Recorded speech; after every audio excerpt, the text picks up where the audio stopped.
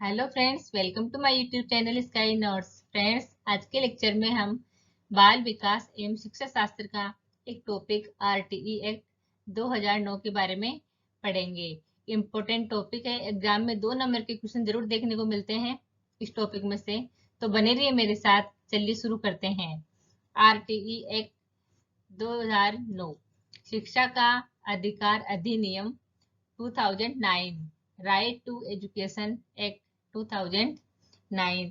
तो जो ये शिक्षा का अधिकार अधिनियम है उसको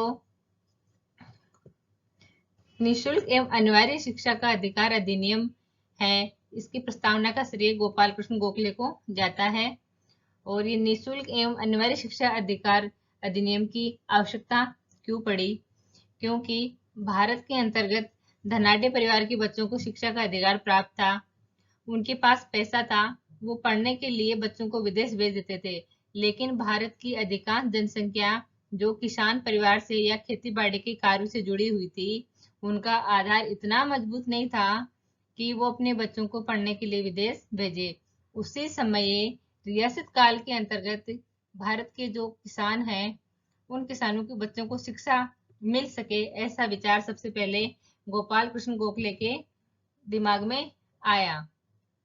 और इसके बाद में देखो, जो वर्धा सम्मेलन हुआ था 1937 में, तो महात्मा गांधी ने भी इसकी कल्पना की, लेकिन वो भी खारिज कर दी गई। फिर 1944 में सर्जेंट योजना के तहत हेमंत मेहरा ने भी इसकी कल्पना की, लेकिन इसे व्यावहारिक रूप से लागू नहीं किया गया।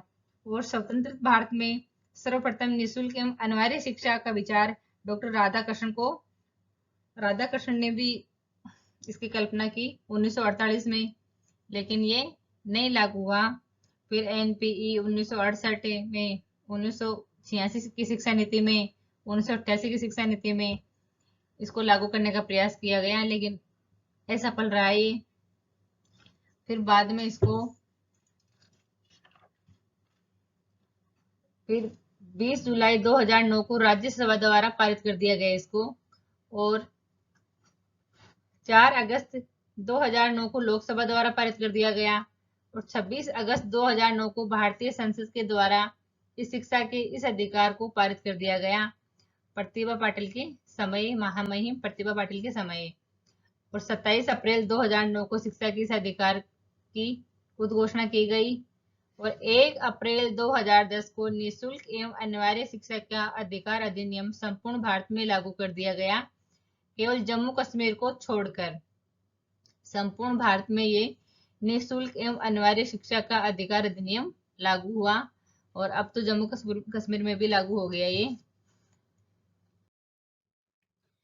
शिक्षा का अधिकार अधिनियम 2009, आरटीई एक्ट 2009 भारतीय संविधान के अनुच्छेद 21 ए के तहत भारत में 6 से 14 वर्ष की आयु के बच्चों के लिए मुफ्त और अनिवार्य शिक्षा प्रदान करने का प्रावधान है, जिसे शिक्षा का अधिकार अधिनियम 2009, राइट टू एजुकेशन एक्ट 2009 के नाम से जाना जाता है। भारतीय संसद द्वारा आरटीई एक्ट को 4 अगस्त 2009 को पारित किया गया था। और इस अधिनियम को 1 अप्रैल 2010 से प्रभावी रूप से जम्मू कश्मीर को छोड़कर संपूर्ण भारत में लागू किया गया था।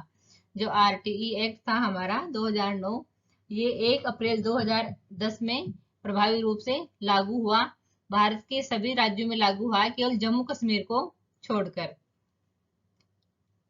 भारत में आरटीई एक्ट लागू होने के बाद भारत देश भी ऐसे कई देशों की लिस्ट में शामिल हो गया जहां अनिवार्य और मुफ्त शिक्षा का प्रावधान बच्चों के लिए शुरू किया गया है।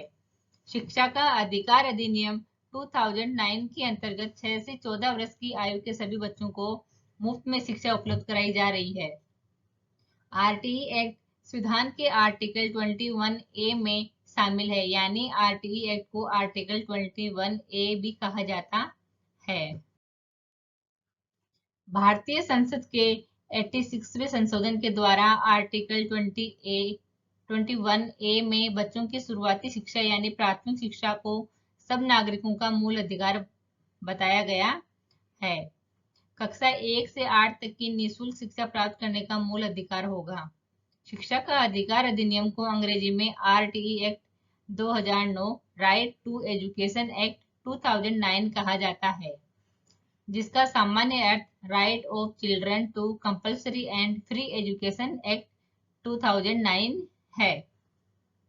अर्थात शिक्षा का अधिकार अधिनियम 2009 सभी जातियों के बालक तथा बालिकाओं को जो 6 से 14 वर्ष की हो उन्हें निःशुल्क और अनिवार्य शिक्षा का अधिकार प्रदान करता है। आरटी एक्ट 2009 के उद्देश्य। इस एक्ट का उद्देश्य 6 से 14 वर्ष की आयु के प्रत्येक बच्चे को निःशुल्क प्रारंभिक शिक्षा प्रदान करना, 6 से 14 वर्ष की आयु के बच्चे का अनिवार्य प्रवेश, उपस्थिति और प्रारंभिक शिक्षा को पूरा करना है। धारा 6 के तहत बच्चों को पड़ोस के किसी भी स्कूल में दाखिला लेने का अधिकार है। यह एक्ट सुनिश्चित करता है कि कमजोर वर्ग के बच्चे और वंचित समूह के बच्चों के साथ भेदभाव नहीं किया जा सके। इसका ये प्रावधान है इसमें कि बच्चों के साथ भेदभाव नहीं किया जा सकेगा, सब बच्चों को समावेशी शिक्षा प्रदान की जाएगी। यदि कोई बच्चा ऐसा है जो 6 वर्ष की आयु पर किसी विद्यालय में प्रवेश नहीं ले सका है, तो वह बाद में अपनी उम्र के अनुसार कक्षा में प्रवेश ले सकता है। बच्चे की एज के अकॉर्डिंग उसको क्लास चूज करने का अवसर मिलेगा। यदि किसी स्कूल में प्रारंभिक शिक्षा पूरा करने का प्रावधान नहीं है, तो छात्र को किसी दूसरे स्कूल में स्थानांतरण का अधिकार प्रदान होगा। निजी और विशेष श्रेणी वाले विद्यालय को भी आर्थिक रूप से निर्बल समुदाय के बच्चों के लिए पहली कक्षा में 25% स्थान आरक्षित करने होंगे। स्कूल में प्रवेश तिथि के निकल जाने के बाद भी किसी बालक को प्रवेश देने से इनकार नहीं किया जा सकता।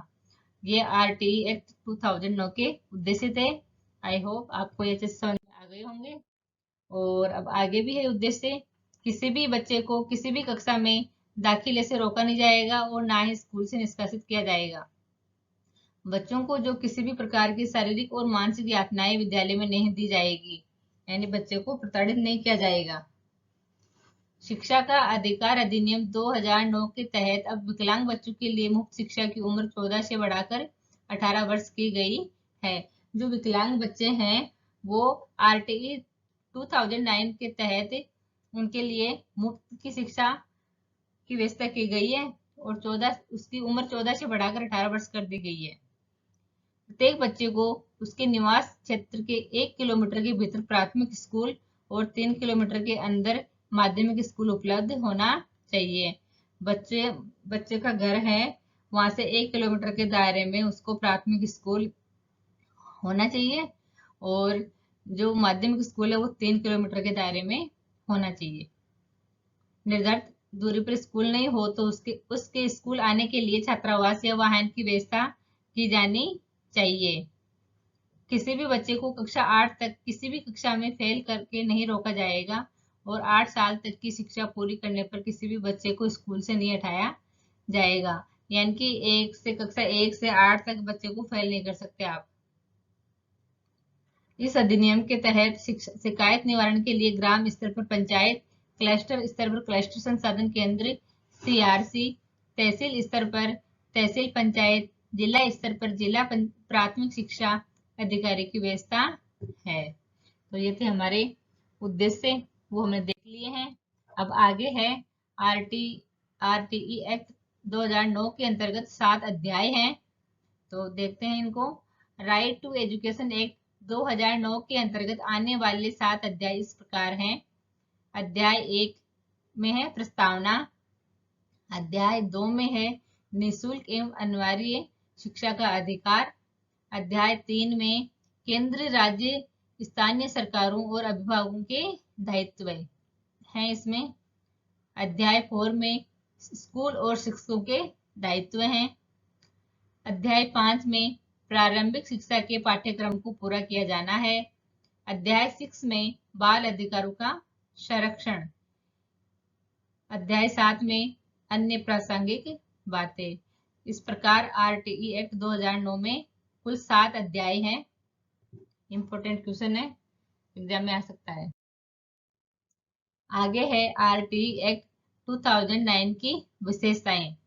राज्य सरकारों और स्थानीय पदाधिकारियों को विद्यालय स्थापित करने के कर्तव्य।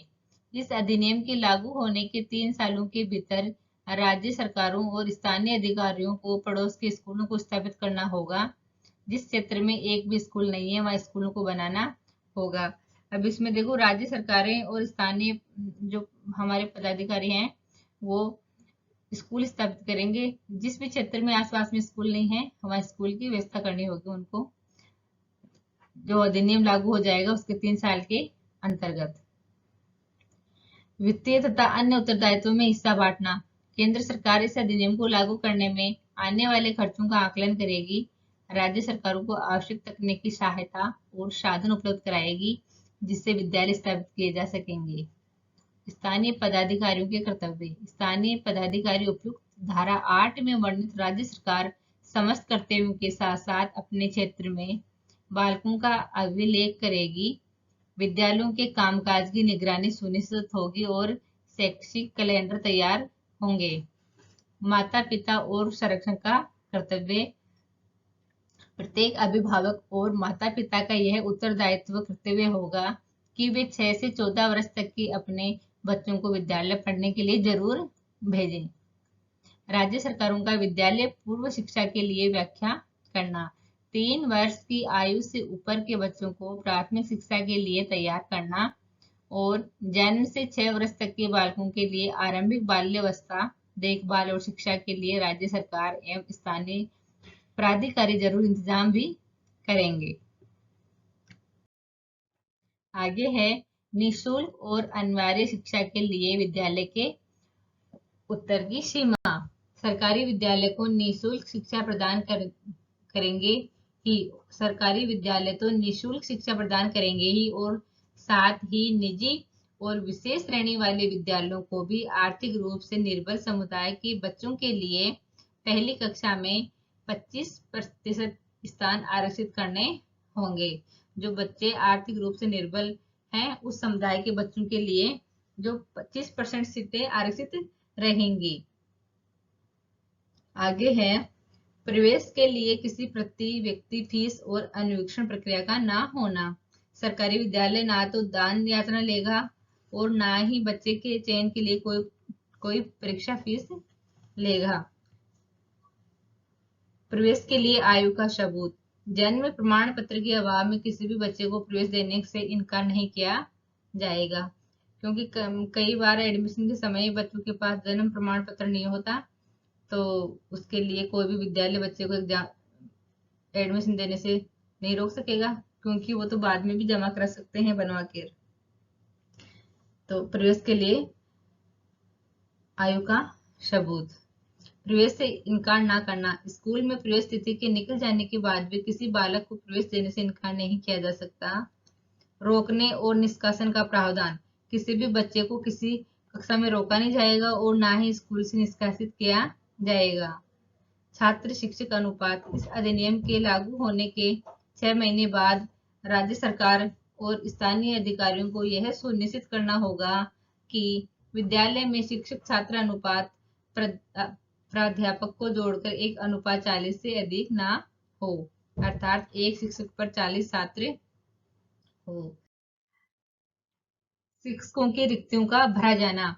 राज्य सरकार और स्थानीय सरकार यह सुनिश्चित करेगी कि किसी स्कूल में शिक्षक के रिक्त पद स्वीकृत पद संख्या के 10% से अधिक ना हो।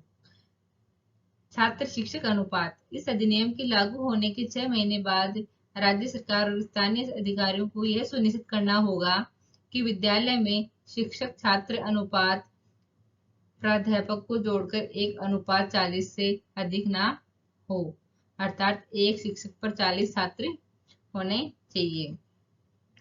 परीक्षा और समापन प्रमाण पत्र। किसी बच्चे को प्रारंभिक शिक्षा पूर्ण होने से पहले बोर्ड की कोई परीक्षा नहीं देनी होगी। प्रारंभिक शिक्षा पूर्ण करने के बाद प्रत्येक बच्चे को प्रमाण पत्र भी दिया जाएगा। बालक की शिक्षा के अधिकारों को मॉनिटर करना।